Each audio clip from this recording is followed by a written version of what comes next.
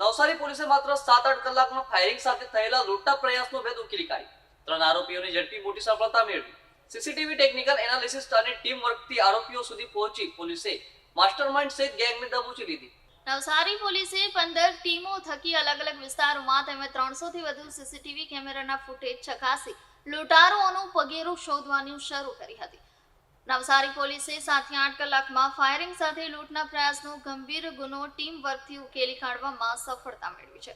લૂંટારુઓ ચીખલીના quarry વિસ્તારમાં car છોડીને કપડાં બદલીને પગપાળા હાઈવે પહોંચી બસથી વલસાડ ભાગી છૂટ્યા હતા. પોલીસે સીસીટીવી ફૂટેજ, ટેકનિકલ એનાલિસિસ અને હ્યુમન ઇન્ટેલિજન્સની મદદથી લૂંટારુઓ સુધી પહોંચી પ્રાથમિક તપાસ બાદ પોલીસે 3 લૂંટારુઓને દબોચી લીધા હતા. પોલીસે વલસાડના ઉમંગ વાછાણી, મનોજ ઉર્ફે આકાશ સૂર્યવંશી અને રજનીકાંત ઉર્ફે રાજુ મકવાણાની ધરપકડ કરી હતી. પોલીસ પકડમાં આવેલા લૂંટારુઓમાં ઉમંગ વાછાણી માસ્ટર માઇન્ડ આરોપી છે, જે 25 વર્ષીય ઉમંગ વાછાણી સામે અમદાવાદમાં 12 વાહન ચોરીના ગુના નોંધાયેલા છે. ગુના એરોનોટિકલ એન્જિનિયર ઉમંગ વાછાણીએ રૂપિયાની ભીંસ અનુભવતા 2 મિત્રો સાથે રાખીને વિલ્લીમોરામાં લૂંટનો પ્લાન ઘડ્યો હતો. મંગળવારે બપોરે કારમાં આવેલા લૂંટારુઓ વિલ્લીમોરાથી ચંચલ જ્વેલર્સમાં બંદૂક લઈ ઘૂસી. ગઈકાલે તારીખ 7 એપ્રિલના રોજ બપોરે 2:45 વાગે નવસારી જિલ્લાના વિલ્લીમોરા પોલીસ સ્ટેશન વિસ્તારમાં રાજભોગ સર્કલ પાસે આવેલ ચંચલ જ્વેલર્સમાં 2 અજાણ્યા ઈસમોએ મોઢે બુક્કાની બાંધી અને પિસ્તલ જેવું હથિયાર લઈ અને દુકાનમાં ઘૂસી દુકાનદારને ધમકાવી અને એને લૂંટી લેવા માટેનો પ્રયાસ કર્યો હતો.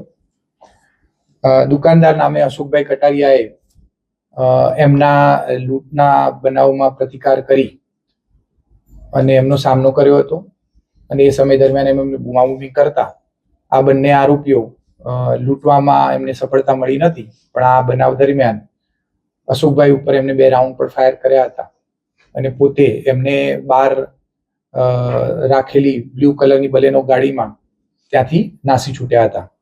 બનાવની જાણ થતાં તાત્કાલિક વિલ્લીમોરા પોલીસ ઇન્સ્પેક્ટર, ડીવાયએસપી ગોહિલ સાહેબ, એલસીબી અને એસઓજી વગેરે ટીમો આ બનાવવાળી સ્થળ પર પહોંચ્યા હતા અને ઉપરી અધિકારીઓ માન્ય ડીજીપી સાહેબ અને સુરત રેન્જના વડા પ્રમીરસિંહ સાહેબને આ બાબતની જાણ કરતા એમની સૂચના અને માર્ગદર્શનમાં જિલ્લા પોલીસની અલગ અલગ ટીમો બનાવી અને આ ગાડી નાસી ના છૂટે એને રોકવા માટે ચારે તરફ નાકાબંધી કરવામાં આવી હતી. સાથે સાથે દક્ષિણ ગુજરાતના બીજા જિલ્લાઓની પણ અલગ અલગ ટીમો બનાવી અને દૂર પણ કદાચ ગાડી નાસી ન જાય એને રોકવા માટે નાકાબંધી કરેલી હતી. આ સમગ્ર ઘટનામાં 2 દિશામાં પોલીસ કામ કરી રહી હતી. એક તો જે વિક્ટીમ છે એને ગોળી વાગેલી હતી એટલે એની સારવારનું પણ કામગીરી હતી, જે માટે પોલીસે સાથે રહી અને નજીકના હોસ્પિટલમાં એમને એડમિટ કરાવી અને એમની સાર સંભાળ પણ કરી હતી. અને નાસી છૂટેલી ગાડીને રોકવા માટે અને શોધવા માટે બનાવેલી ટીમોએ રોડ પર લાગેલા અને અન્ય સીસીટીવી કેમેરાઓ, હ્યુમન ઇન્ટેલિજન્સથી અને બીજા સોર્સથી ગાડી ક્યાંથી આવે છે અને બનાવ બાદ ક્યાં ગઈ છે એ તપાસો શરૂ કરેલી હતી. આ નાસી છૂટેલા આરોપીઓએ કોઈ કારણોસર એમને ધ્યાને આવી ગયું હતું કે પોલીસની નાકાબંધી ચાલુ થઈ ગઈ છે, એટલે ગાડી લઈને વધારે દૂર જવાના બદલે વિલ્લીમોરાથી નજીકમાં આવેલા ચીખલી પોલીસ સ્ટેશન વિસ્તારના ક્વોરી એરિયામાં, જ્યાં થોડીક અવાવરૂ જગ્યા હતી, ત્યાં ગાડી છુપાવી અને પોતાનો વેશ પલટો કરી કપડાં પણ ત્યાં એમને ચેન્જ કર્યા હતા અને ચેન્જ કરી અને બીજા કોઈ માધ્યમથી આપણે નાસી જઈએ એ રીતનું પ્લાનિંગ કર્યું હતું. પોલીસની ટીમો દ્વારા આ સર્ચ કરતા લગભગ સાંજ સુધીમાં બિનવારસી ગાડી મળી આવી હતી. ગાડીની પણ ઓળખ ના થાય એ બાબતે એમને ધ્યાન રાખેલું હતું, જેમાં એમને નંબર પ્લેટ કાઢી દીધેલી હતી. ગાડીના શીલ્ડ પર, ગાડીના કાચ પર અંદરથી બ્લેક શીલ્ડ પણ લગાવેલા હતા. એફએસએલની ટીમને સાથે રાખી અને ગાડીનું પણ તાત્કાલિક સર્ચ કરવામાં આવી, જે સર્ચ કરવાથી ગાડીની ઓળખ, ગાડીની માલિકીના થોડા પુરાવાઓ પોલીસને મળેલા હતા. આ ઉપરાંત બનાવ દરમિયાન એમને જે પણ કપડાં અથવા તો બૂટ વગેરેનો ઉપયોગ કરેલો હતો તે પણ એ ગાડીમાંથી મળી આવેલા હતા. તો એને એફએસએલની ટીમને સાથે રાખી અને પોલીસ દ્વારા એને કબજે લેવાની પણ કાર્યવાહી કરેલ હતી. એ સમય દરમિયાન જે એના બેકટ્રેક અને હ્યુમન ઇન્ટથી એટલી સચોટ માહિતી મળી હતી કે આ આરોપીઓ કોઈ બસનો અથવા તો બીજા કોઈ માધ્યમનો ઉપયોગ કરીને વલસાડ તરફ ગયેલા છે. રાતે મોડાથી આમની ઓળખ થઈ ગયેલી હતી.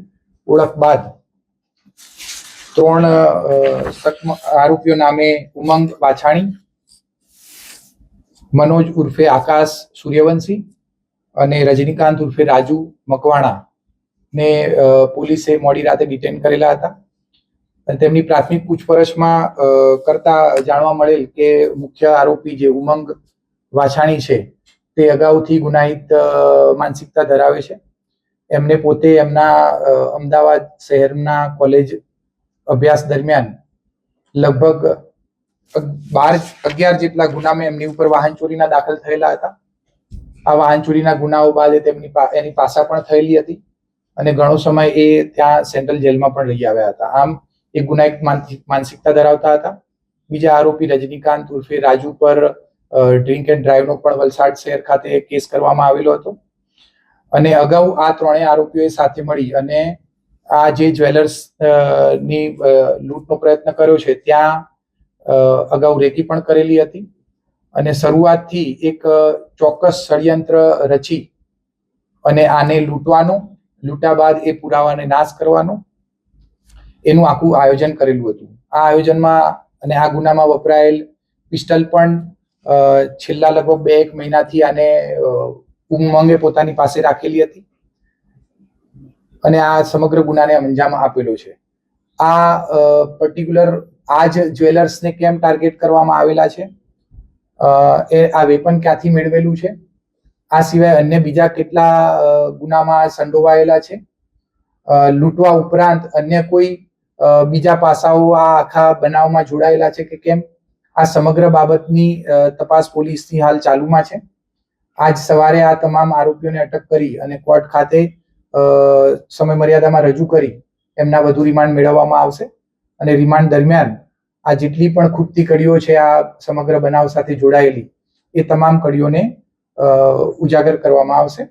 અને આ સમગ્ર બાબતમાં પોલીસના ક્વિક એક્શન, ઉપરી અધિકારીઓના માર્ગદર્શન સૂચનાઓ અને જિલ્લાની અને જિલ્લા આજુબાજુના જિલ્લાની ટીમોના ટીમવર્કથી એક જે શરૂઆતની અંદર સાવ અનડિટેક અને લીડ વગરનો કોઈ ગુનો હતો એને ગણતરીના કલાકોમાં પોલીસે ઉકેલ્યો છે.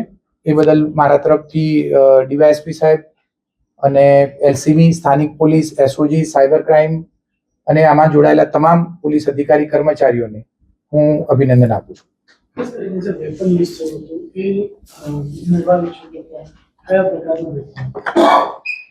વેપન હજી રિકવર થયેલ નથી. આરોપીએ પોતાની યુક્તિથી એને ક્યાંક છુપાવી દીધું હોય એવું અત્યારે લાગી રહ્યું છે.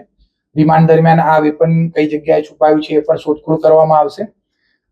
જે રીતે અત્યાર સુધી જે પણ વિડીયો ફૂટેજ વગેરે મળેલા છે એ જોતા હેન્ડમેડ પ્રકારનું કોઈ પિસ્ટલ ટાઈપનું વેપન હોય એવું જણાઈ રહ્યું છે.